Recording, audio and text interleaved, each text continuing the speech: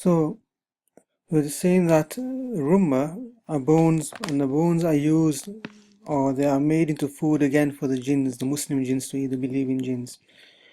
Now the writer has further gone on to state that there are a few categories within the chapter of Taharat, a few sub-chapters. The first one is Taharatul Hukmiyah,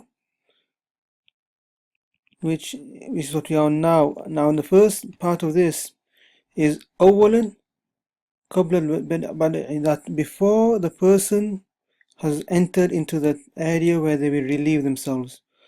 What is the etiquette of that? Firstly, that the person he is hidden from the eyes of the people until nobody can see him. He goes in such a way, if he is in the desert or open land or wasteland or grass area or the jungles, he goes to a place where nobody can see him. Thereafter, he will relieve himself. Secondly, or you go into the toilet or the washroom. Secondly, they choose a place which has soft soil, layyin, and soft soil, or a soft place, or something which is porous, it can absorb the impurities. This is so he is safe from the rashashul bowl, he is safe from the droplets of urine, or from the splashes of urine. If the urine, when it hits the ground on a hard surface, it will splash onto his clothes, or there is a possibility that that will happen. So you choose a soft area, some soil, maybe some sand or some pebbles. Mostly in some countries have toilets or washrooms where there's a purposeful toilet, etc. So you should be okay with that. يكره أن يبول في المغتسل. It is disliked, it is makruh for a person to urinate in a place where he or she will take a bath, or where they will perform wudhu. Okay, and if when there is no place for the water to drain out of, or for the urine to go out from. Now, having said this, even though in the modern world today we have a drainage system and we have sewage works, it is not advisable, and I'm strongly against the point that somebody would urinate in the bathrooms or the showers or places where they would perform wudu. This also includes swimming pools. Yeah? Simple reason being that it will cause a discomfort to others, and it will also affect your mind as well in a negative way. And the mind will begin to have doubts. You will become a very person who has shak, who has doubt in many things. This is given in the Kitabs of Hadith, in the explanations of the Kitabs of Hadith, why this point is there. A person should not urinate in a place or relieve themselves in a place where they are good to gain cleanliness from. Okay, the fourth point, لا يجوز أن يبول أو يتغوط في الماء القليل, that it is not permissible that he urinates or he relieves himself from stool in a place where there is little water, or such as a pond or a small water feature or a fountain. He does not relieve himself in such an area. Now here is a footnote that it says that this is makruh tahrimi, to do this even in water which is at a standstill, and it is makruh tanzihi to do this in a water which is flowing or which is categorized as ma'ul kathir, water which is abundant, water which is in 10 by 10. But again, I don't want to go into detail at this point. This will come in its own chapter on Taharat, on the categories of water. But I want to make a point here, and I'll ask you to know this now as well. Makruh in Shariat law means something which is disliked. Makruh tahrimi is something which is so disliked that an example would be where the doors of haram close, makruh tahrimi is there. Makruh tanzihi is that it is nearer to halal but is still disliked. It might be allowed to do, but it is disliked still.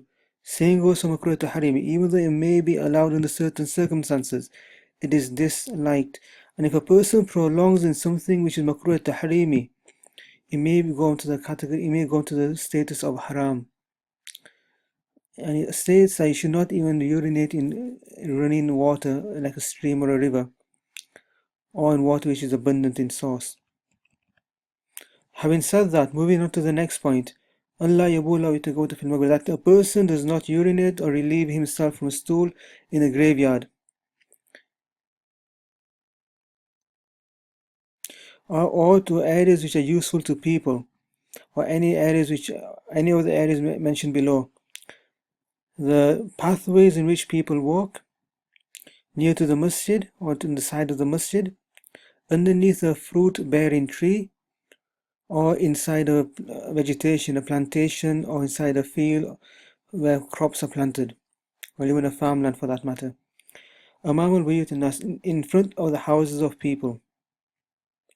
Okay, if the owner is there and he sees you urinating on his front door, well, it might be quite physically dangerous. في ظل نافع, underneath a useful shade, an area where people take shade from. This could be a tree, it could be a bus stop, it could be a large boulder, it could even be a sign. As you're driving along the motorway, there could be a sign that people or creation and other parts of creation, animals that take shade from. Near to a well or to a reservoir. It could be a possibility that the urine or stool washes into the well or the reservoir, and it causes discomfort to others. When I say discomfort to others, it does not just mean believers or Muslims, it means all of creation. Muslims and non-Muslims alike. It shouldn't be a inconvenience or a discomfort to others. The writer further goes on to say, Now, in all of the other places which are useful to people or people can take benefit from. And Nabi Sallallahu Alaihi Wasallam said, Ittaqul la'ini, that beware of those who curse, beware of the people who are cursing you, who will make a bad dua on you, who will make an evil prayer on you, or who will swear at you. And the Sahaba radiallahu ta'ala anhum, they asked, who are those people? Sorry, Ittaqul la'inain. I read it as a plural. Maybe la'inin, sorry, my mistake. He said that those who cause trouble to the people, to the pathways of people, or they make the pathways of the people impure, or the shades. Oh, my apologies, I read that as a plural word.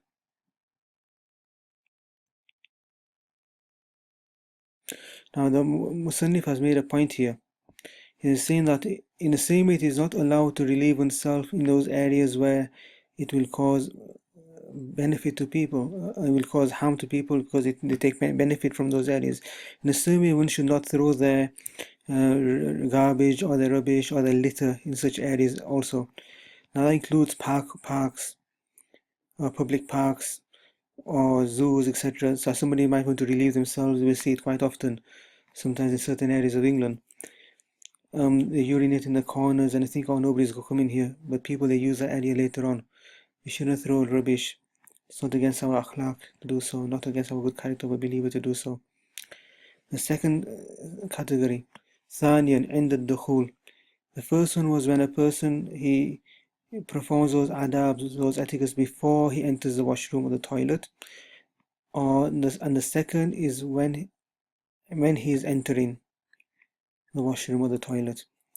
Now, three things the Musannif has mentioned here.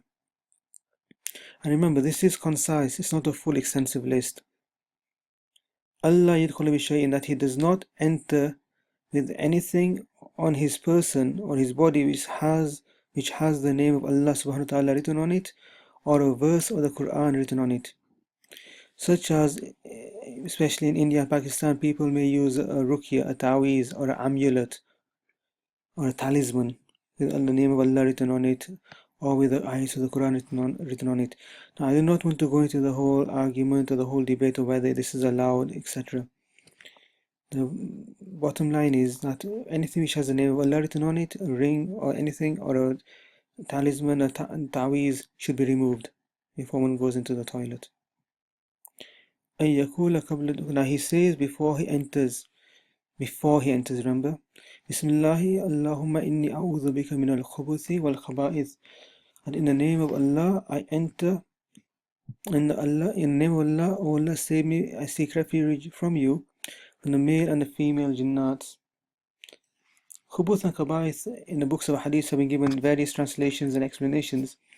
Those would be fitting for this is jinns, the male and female jinns, for which an abode is the toilets or places of, or other places of impurity. And now, if a person is in the desert or in the wasteland, jungles, etc., he will read this dua or she will read this dua before they open the sutur, before they open those places from which they will relieve themselves with. Okay. Now, the next point is to enter the toilet with his left foot, and he leaves with his right foot. So, just to quickly recap, any items which has the name of Allah or any Quran ayat written on it should be removed before entering the toilet. One should read the dua before entering the toilet, and one should enter with the left foot and exit with the right foot.